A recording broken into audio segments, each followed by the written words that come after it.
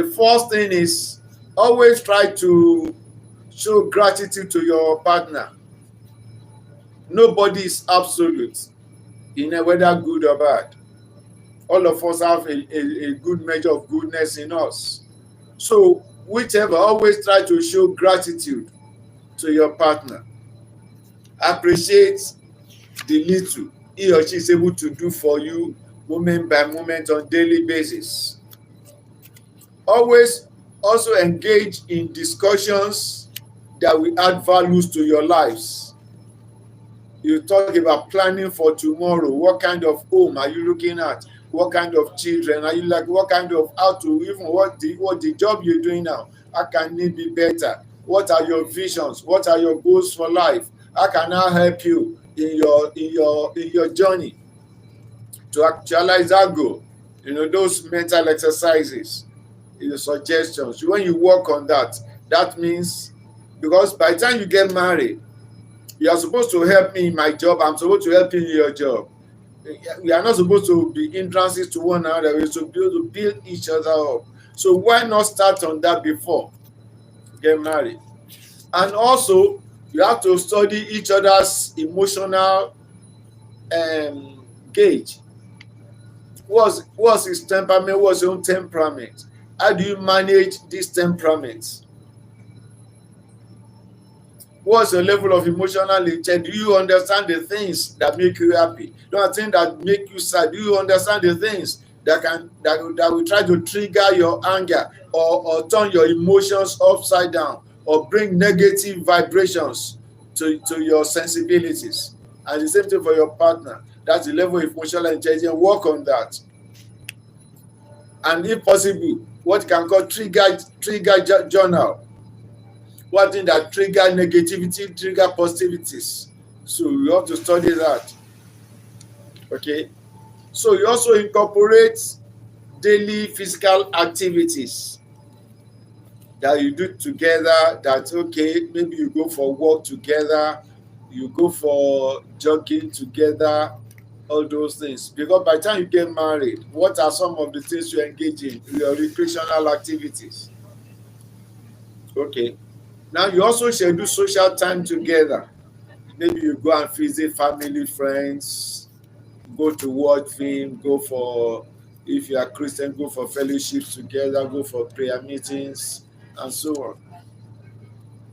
You also try to make sure you operate in, you work on your environment you operate in, to make sure the environment is conducive. And you also talk about what kind of environment do you like? What kind of environment do I like? So you work on both your internal and external environments. Okay?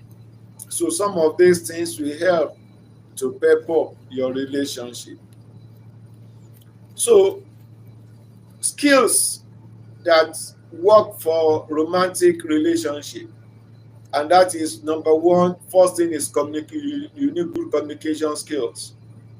You should be a good listener and an active listener. An active listener, an effective listener is when your partner, your spouse is talking. Please don't do things that distract you. Pay attention to what he or she has got to say.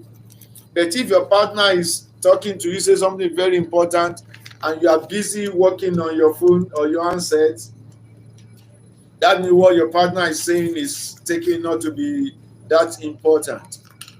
Or your partner is trying to say something to you and you are busy talking on your phone, that means so you don't want to hear what I've got to say. Is that it? Then be able to express yourself. You have something in mind. Your partner is not clairvoyant, that means cannot read your mind. So you don't expect him to be assuming, to be guessing. Say, guess. How can I guess? I don't have that spiritual power. So you say what you have on mind. What are your expectations of me? I can only know what my experience of you can only know by me stating them. So that is one. Then, so that is, you can see it's two ways. Ability to express yourself, ability to also be a good listener. Then you also need to be tolerant. You don't respond and react to everything your partner does. You need to be tolerant. Okay?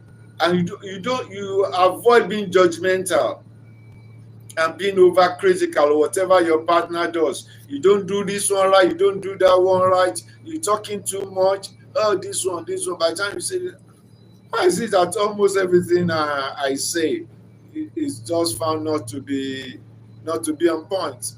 So that means I don't know how to. So I don't know how to do anything. You can see that relationship cannot go far.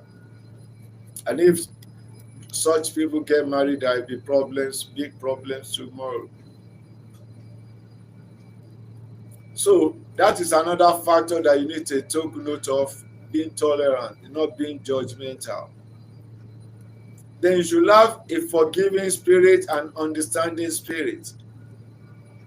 He or she may do one or two things that you may not like. Then you should be able to bear, know that you are not perfect. Okay, suppose you sent me a message and I take it because I got busy at work and the schedule was so much and I have so many things I just have to deal with, or he or she has to deal with. And now forgot in the heat of the moment to respond until late after work. You say, this one. So later you now say, what were you just after 2 or 3 or 4? You just responded to me. And you say, no. So that one may reoccur depending on the nature of your spouse's work and also ability to multitask, or his ability to multitask.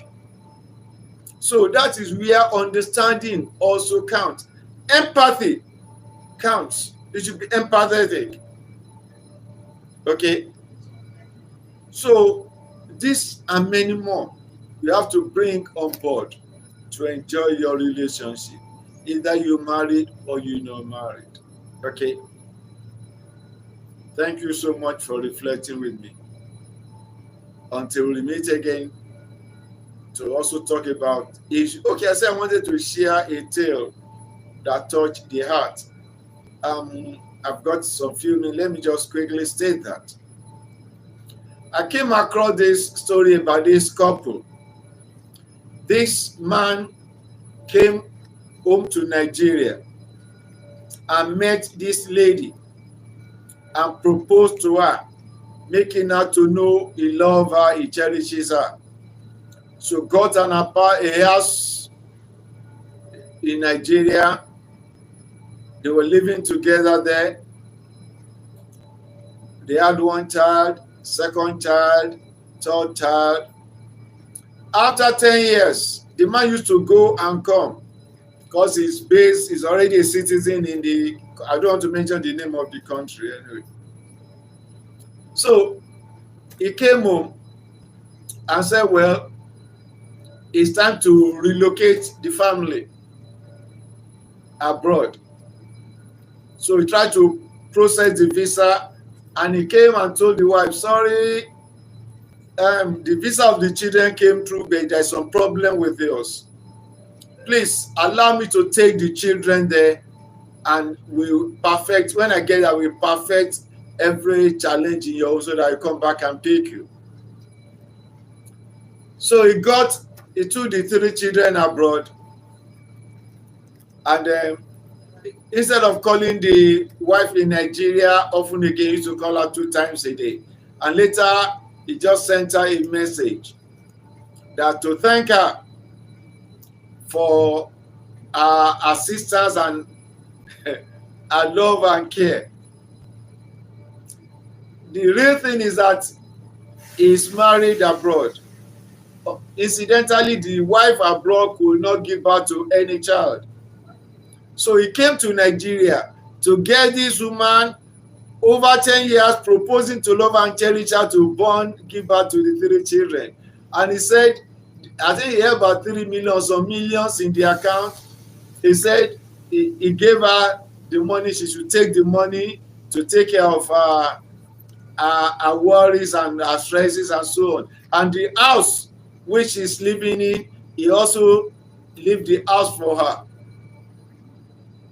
And the woman could not believe what she was reading in the note sent. So what a life. So you could see. So what could the woman do? That is why you see some people to say trusting and living this trial and error, just living by trust. No. If she had gone the whole legal route, done the marriage, both traditional and the legal one with the courts, and have pictures to back it up, all she needs to go is to go to the embassy. They know how to work it out. But the man could not just say, it's like buying for services. She's not a surrogate. They didn't talk about being surrogate. She didn't work for surrogacy.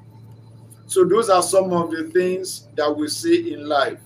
So that's why we have this channel to help, to prepare every one of us that nobody will fall for such a thing. The only God can help us, but we still have our own senses to apply to prevent some of the tales that touch the heart.